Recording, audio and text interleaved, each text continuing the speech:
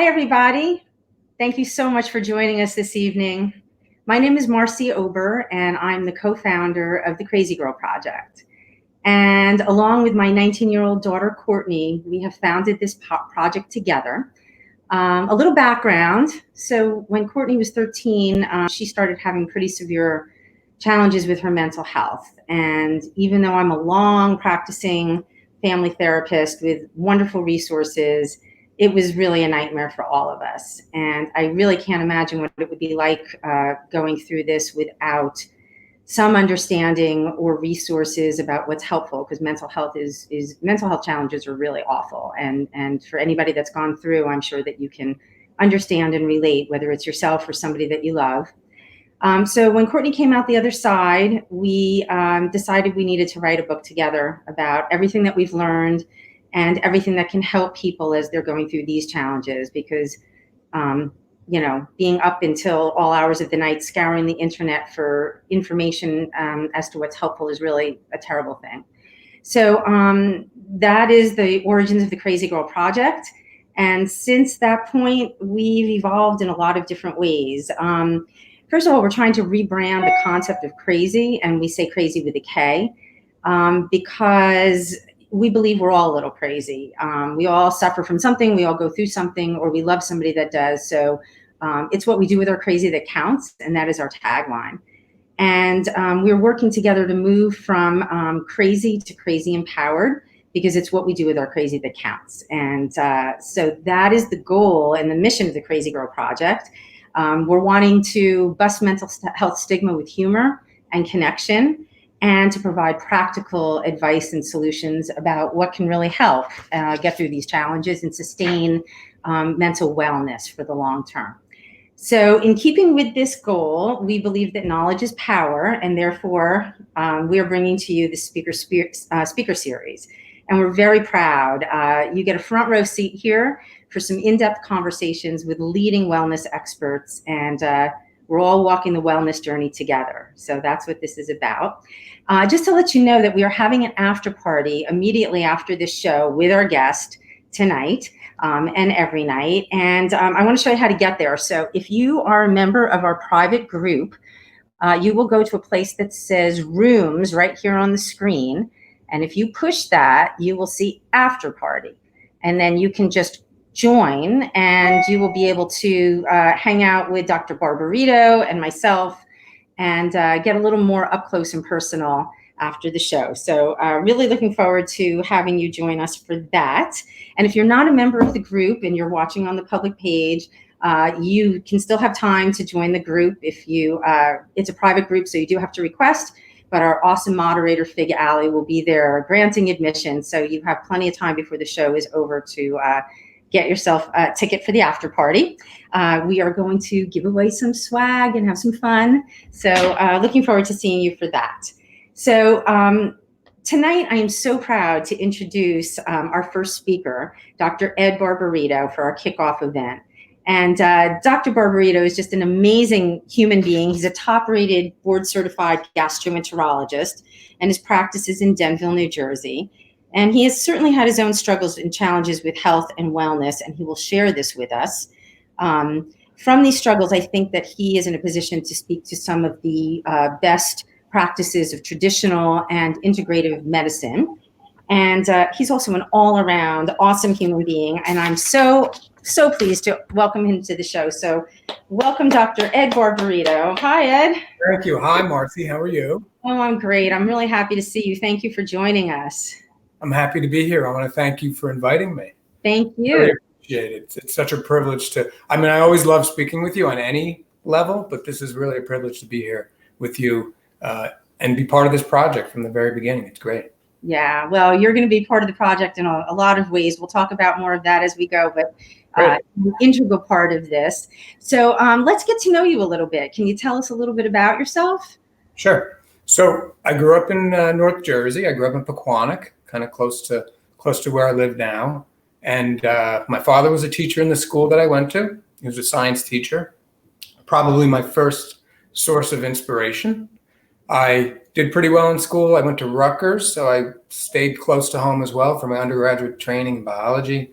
and I went to medical school at New Jersey Medical School, which is now called Rutgers, actually. That was in Newark. So I'm local, born and raised and bred, and actually stayed here. So after I finished my training, I did one additional year in New York with advanced endoscopy training as part of my gastroenterology fellowship.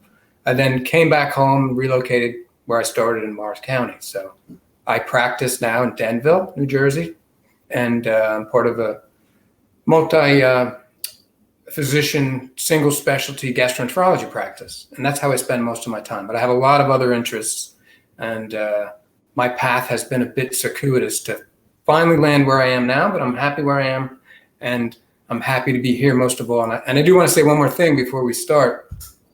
I want to give kudos to you and to Courtney for undertaking this project, because it is of utmost importance, as are all health concerns these days, but mental health in particular is, I think, something we can all relate to. It's a part of us, just like our physical health. It's fluid.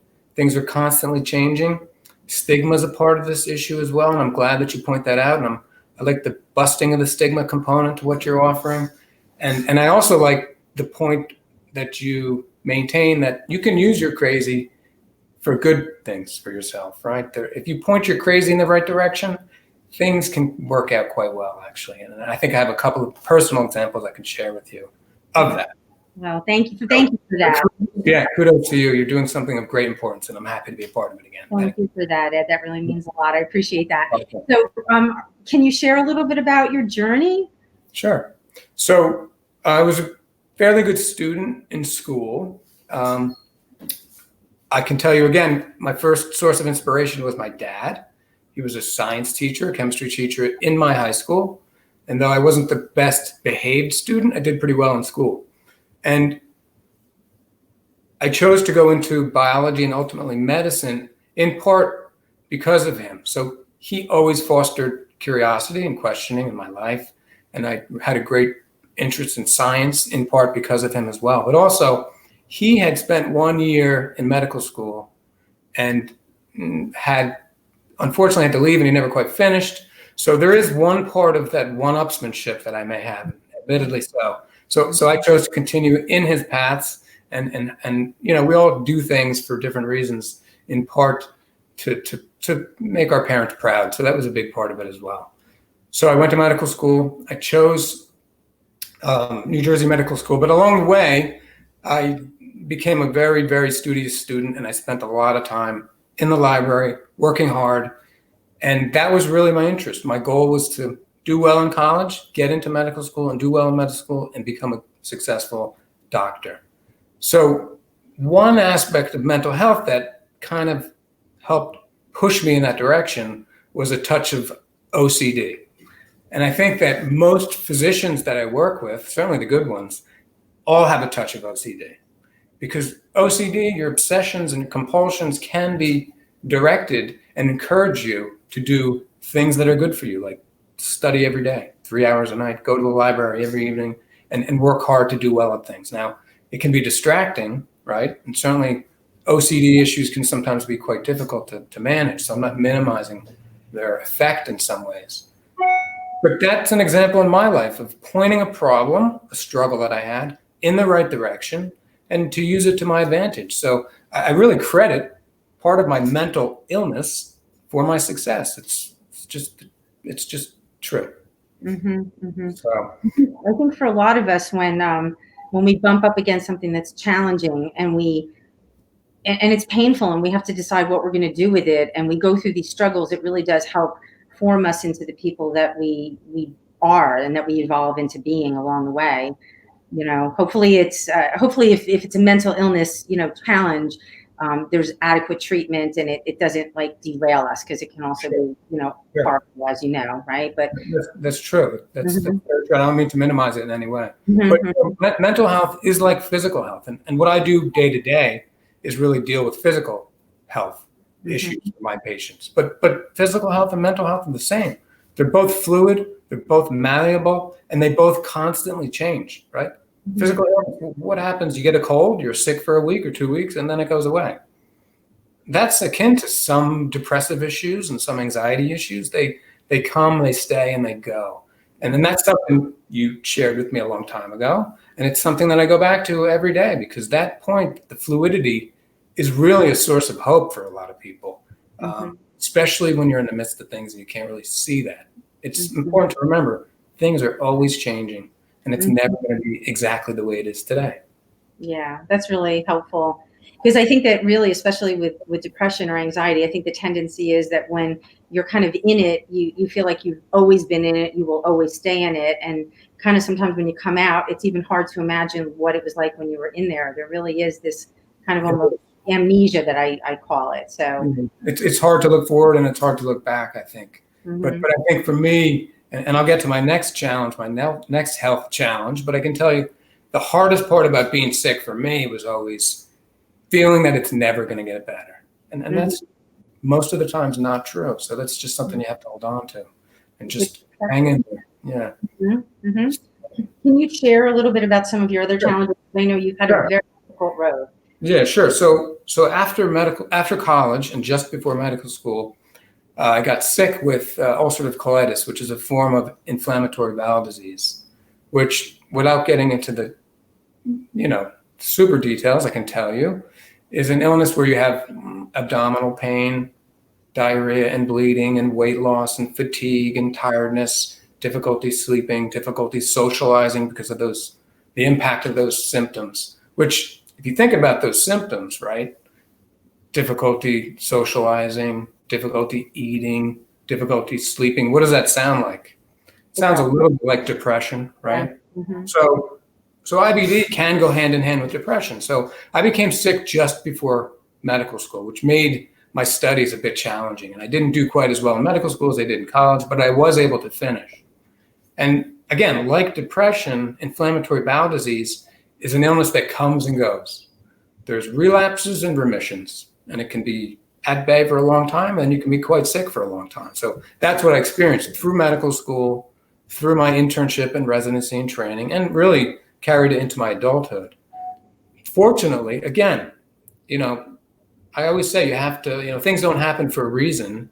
You have to assign meaning to the things that happen. So why did this happen to me? Well, because I was fortunate to meet a lot of great doctors, in particular, a lot of great gastroenterologists.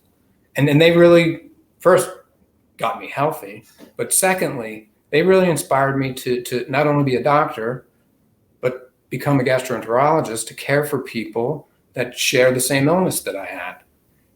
And really, it's been such a gift. Having been sick that way was such a gift in retrospect. Hard to say that in the midst of it, but looking back, it's one of my greatest assets to have been sick, to know what it's like to struggle with those issues, and be able to impart hope and care to my patients who are feeling the same things I felt years ago.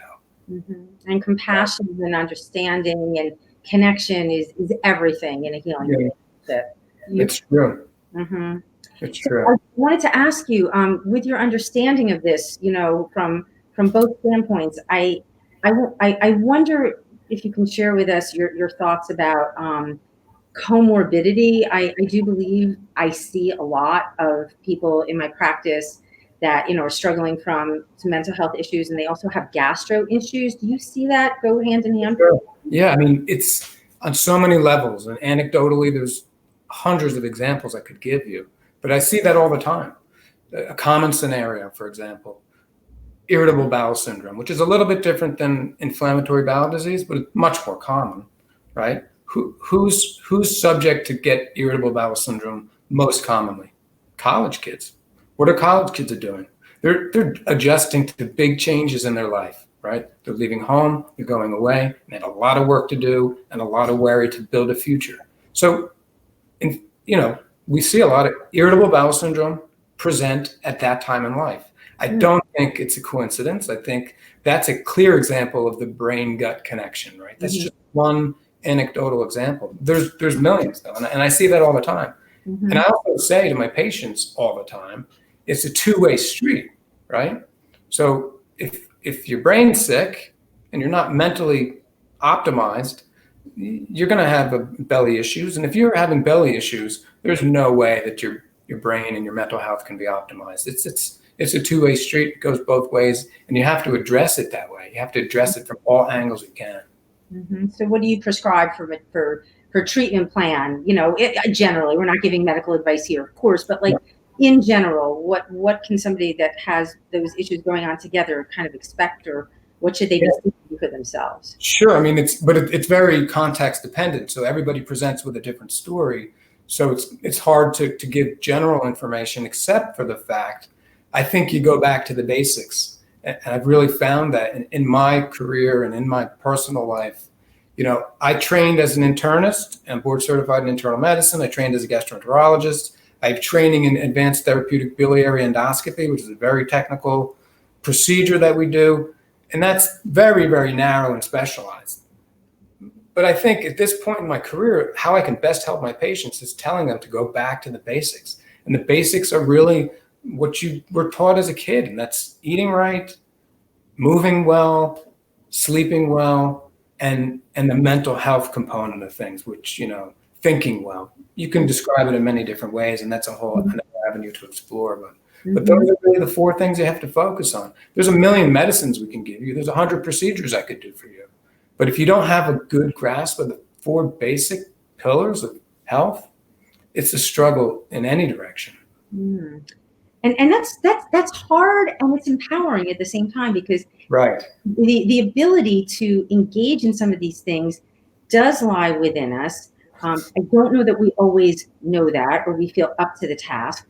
For example, sleep. I know you have very strong thoughts about sleep.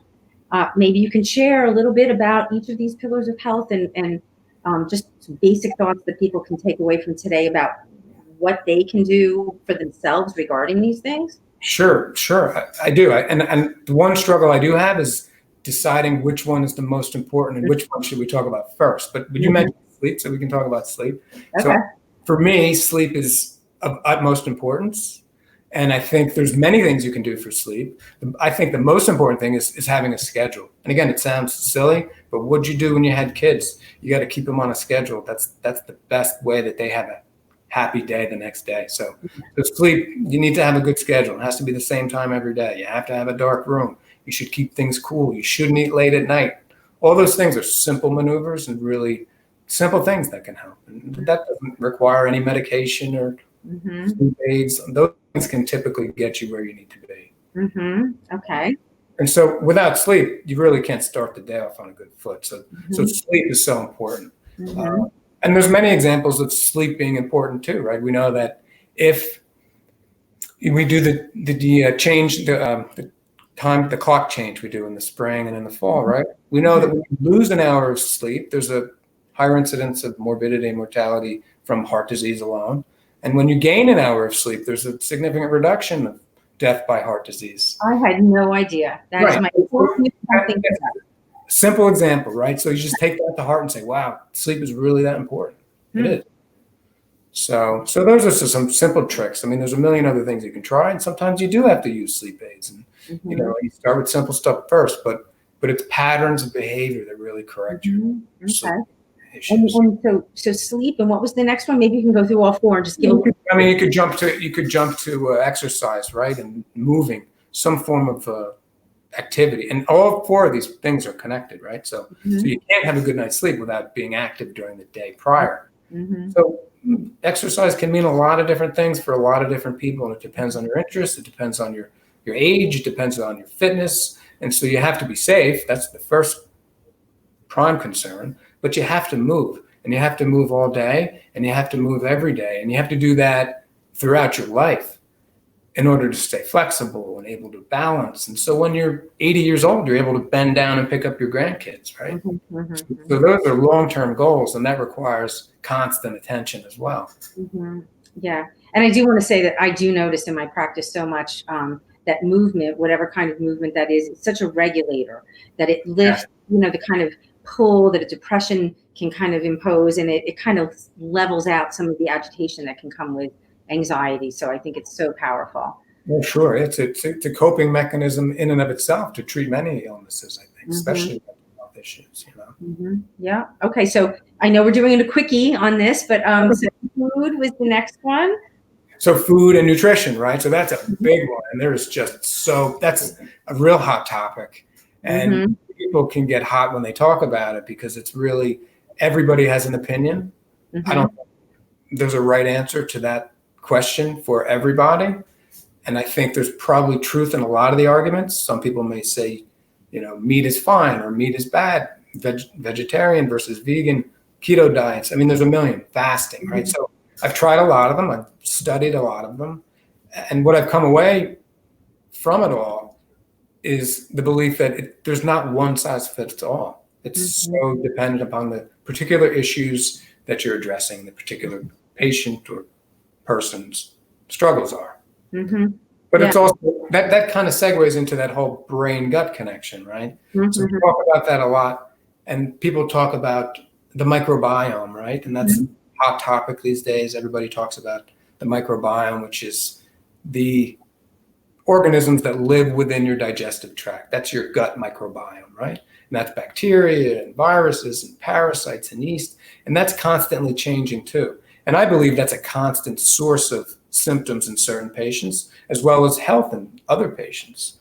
So we know that there's associative relationships between the bacteria that live in your gut and certain medical conditions, health conditions, mental health issues. So we know there's connections, but the cause and effect and the ability to manipulate those factors are still quite far from reach, I think. So that science is still in its infancy, in my mind. Is there a way of testing or pinpointing? Yeah, there are. And you can do stool tests and measure the bacteria and count the bacteria. But again, I think the information is there, but putting it all together is not quite as successful in optimizing treatments as we'd like it to be. I think that an easier topic to talk about is not necessarily the brain-gut connection, but if you simplify it to the brain-food connection, right? That's a little bit easier. And I think that my opinion is the microbiome is greatly manipulated by what you eat. So you could take probiotics all day long. Who knows if they work? If you're not eating the right food, they're not going to help you in any way. So I think food is primary. The gut flora is important, but food is primary. It's before the bacteria. And certainly we know, again, there's many anecdotal examples of how food affects your mental health, right? What happens on Thanksgiving? You eat turkey and you fall asleep, right? That's great. Everybody loves that. And what happens when you drink coffee? You could have a panic attack. So we know food affects your mental health too. Wake up with coffee. Right. That's right. I'm drinking seltzer, but still. I'm drinking coffee. So yes. So there was a question that came through. I wanted to just and you are welcome to ask questions, and we can see them as they're coming up. Do different medications help or hinder a person's microbiome? Do different medications help or hinder patients? Yeah, I guess the medications affect that. Yeah. So the answer is yes. They can do both, I think, and it's very dependent upon the particular context and circumstance, right? We treat some people with irritable bowel syndrome with antibiotics, right? So what does that do? That decimates the gut flora, really gets rid of all the bacteria. But some people do better that way. Maybe they had too many bacteria to begin with, right? So that's an example where medications can be good. Sometimes they can be bad for you too, right? We know patients that have sometimes too many, I hate to pick on antibiotics, but it's the most obvious example. Too many antibiotics, you can develop super infections, right? And C. diff, people probably heard of that bacteria. That's a super infection you get if you had too many. So yes, certainly antibiotics, but a host of medications can affect the gut flora, your gut health, and subsequently your mental health. So there's 3 of those stools, no pun intended. Sorry, had to do it. And the 4th one you said is thinking and kind of awareness of your mental state. So what are your thoughts about that? Sure, mental health. I mean, you're more of an expert in that capacity than I am, but I have my opinions too. I would like to hear.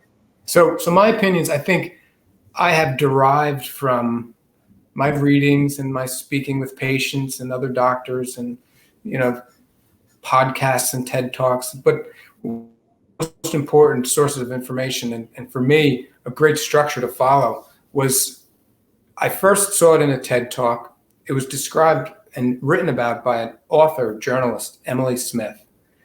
And her book, I forget the name, it's The Power of Meaning, actually. So she speaks, and it's a great TED Talk. Everybody should watch this TED Talk. There's a few. This is one of my favorites.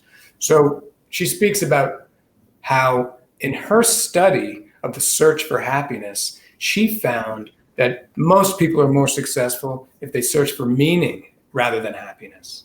And so how do you find meaning? She studied this and described 4 more pillars. So this, in the sub-pillar of the mental health pillar, there's 4 more pillars. And the first thing she described was connectivity, or a sense of belonging. I think that's the most important, right? We can all attest to that these days, being on lockdown and quarantine and isolated from our friends and family. I mean, that's not healthy for us, but it's what we're forced to do at this point. So connection and connectivity, and a sense of belonging, whether it's friends or family or church or sports or whatever it is, we all need that. And we know people that are connected, what happens? They have a longer lifespan than people that are not connected, right? So that's the first one. The second pillar she describes is purpose. So it's important to have some sort of purpose, and I think that's not so easy to achieve sometimes. And it doesn't have to mean your job is your purpose. Maybe you have another vocation or another interest, but we all need to have some sense of purpose and drive to achieve something of value. And that value has to be a personal value. It doesn't matter whether it matters to others, just to ourselves. For sure. The third topic she talks about is transcendence and having a sense of a higher power, or religion for some people, whatever that is, knowing that there are greater things above and beyond us that we can connect to. I think that's a little woo-woo at times, but I think it's also important, right? It's a little harder to grasp that concept, at least for me it has been. But I still try. And the fourth topic that she talks about in her book and in her talk is storytelling. And so storytelling is, and specifically the story you tell yourself about yourself. What is your inner dialogue? It has to be proper. And self-criticism can be self-defeating, right? But we also need to acknowledge things that happen and have happened that we've done. And so how we see ourselves, how we talk to ourselves throughout our day, inside our consciousness, really matters as well to keep us healthy. And it requires constant attention and often redirection. Oh, it's so true. And it's insidious. It sneaks up on us. And that is also a moving target, because I think especially in our insta-perfect society, as I call it, I think a lot of us are looking for external validation of our, how we look, what we're doing. And now with, the world on its ear and everything up in flux, and, the things that, maybe defined us, 3 months ago are totally out the window. And what do we believe about that? And how do we find meaning or create meaning or, create contacts and connections? Like, all of this has been really thrown up in the air since the fateful Friday, March 13th, when the whole world changed. And I want to ask you about this, if you don't mind me jumping into the topic, because our time is going to go fast. We could talk for hours. I love talking to you. I know. We could just talk all night. We could talk the whole night, right? Absolutely. So I wanted to ask you, how have things changed for you personally since COVID-19? A typical kind of day in the life that you were living on, February 13th, let's say, versus now. Is it significantly different? Have you come to view anything differently because of this? I would love to hear your thoughts about that. Yeah, for me, and I think just as it was for everyone, my life came to my typical day and my typical life came to a grinding halt abruptly. And as far as, my children were concerned, I didn't see them quite as often because I didn't want to expose them as I was still working. Friends and family, we were supposed to have a big St. Patrick's Day party actually on March 14th.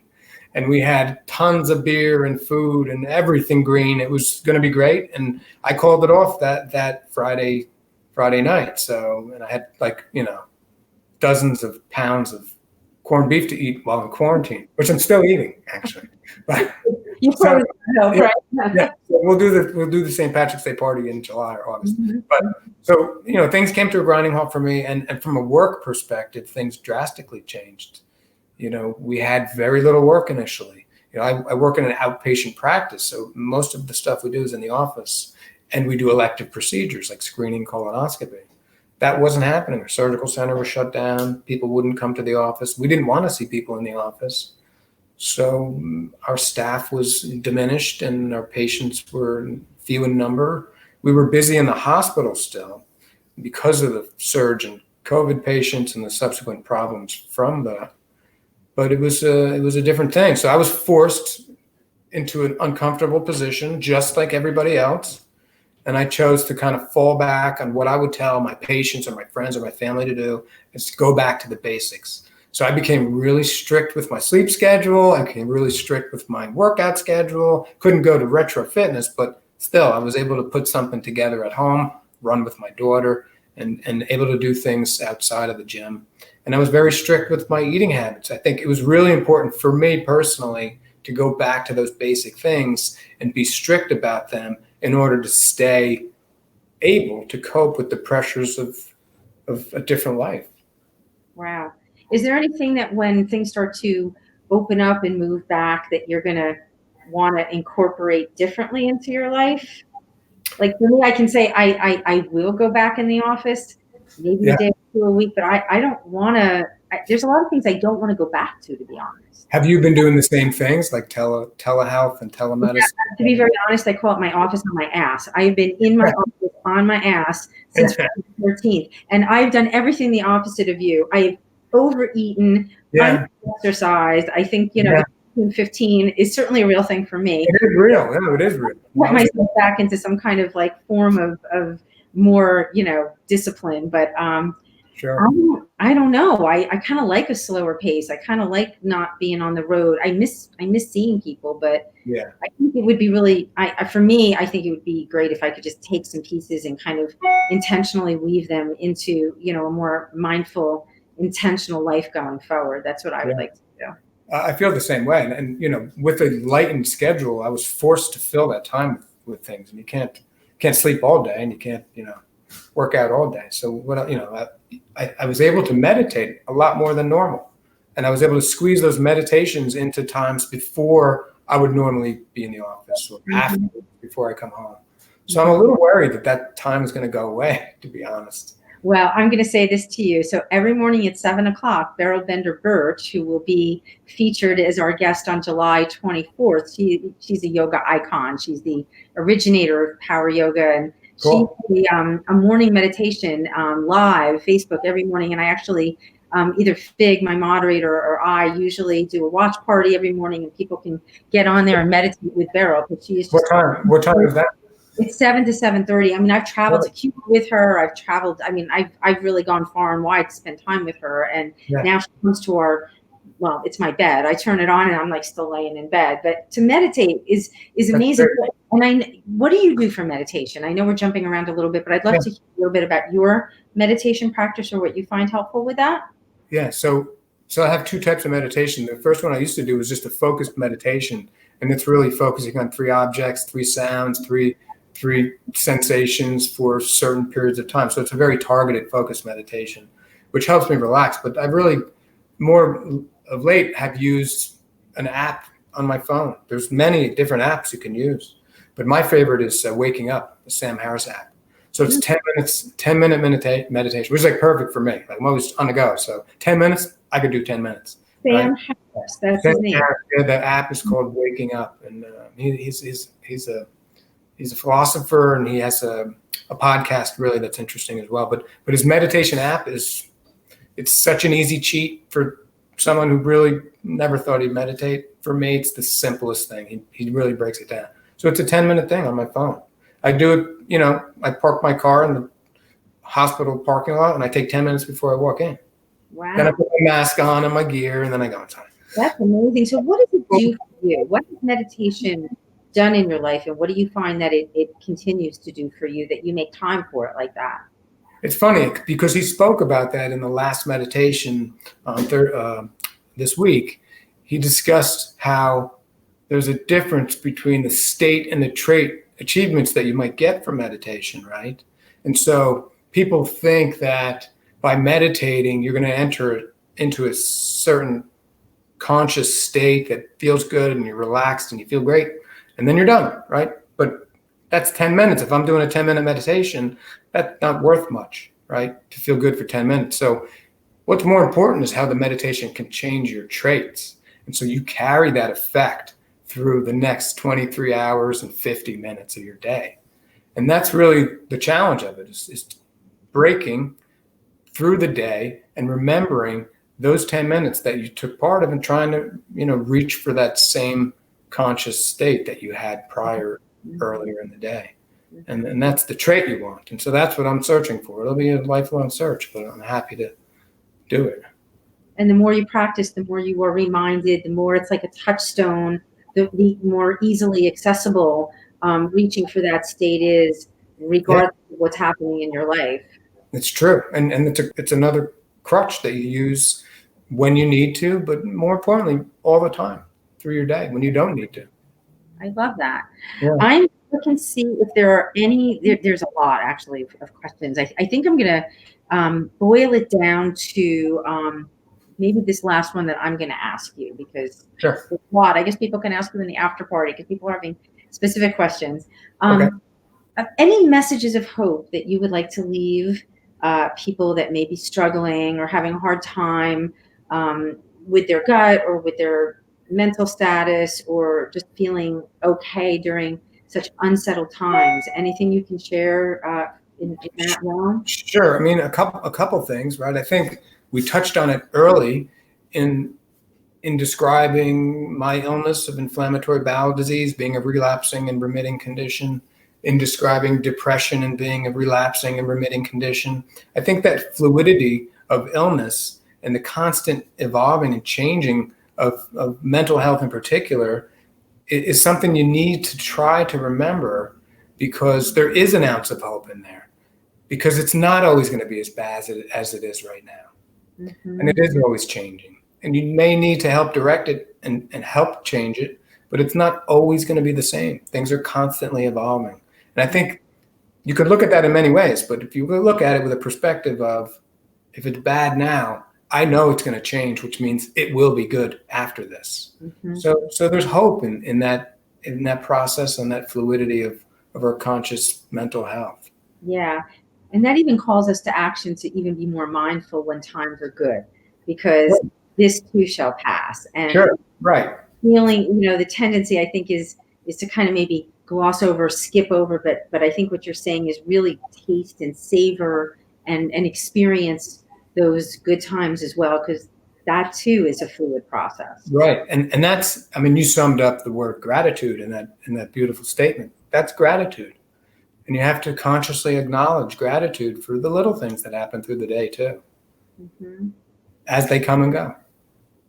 Well, I have to tell you, I'm so grateful for you, because, you have so much wisdom and you're so generous in sharing it, and so authentic, and such a good man. And thank you. So, people can find you and reach out to you. We'll put up your graphic again, and people can connect with you. There it is, Dr. Ed Barbarito at diamondwellness.com. And we will see you after the show, Ed, during our after party. So I thank you Thank you, Marci. much. Thank you much. Thank you. It's a privilege to be part of this, and I'm really very grateful. Thank you. Thank you. Thank you so much. Okay, we will see you at the after party. Everybody, I really am so thrilled that we had this conversation, and I hope that you got something beneficial out of it. I have so much to be grateful for, and I'm grateful for every one of you who participates and shares your stories, your struggles, your questions. And I thank you so very much, and I'm toasting to you. I want to just let you know a few things before we close. Upcoming speakers in this series. Next week, we're going to be talking with comedian and lifestyle expert Carrie Riley. And laughter is the best medicine. And yet she's a very real person with a lot to share. So I think you're going to want to check her out. The week after that, July 24th, as I mentioned, the iconic barrel bender Birch, yoga and meditation extraordinaire. I'm so blessed that she is willing to share with us. And every morning at 7 o'clock, she will be live on her page, and I do a watch party from the Krazy Girl page as well. And I will be absolutely reminding us how to get onto the after party in a second. July 15th, I want to let you know that we are having the incomparable New York Times bestselling author and relationship and sex expert, Dr. Laura Berman. How did that happen? I cannot wait to speak with her.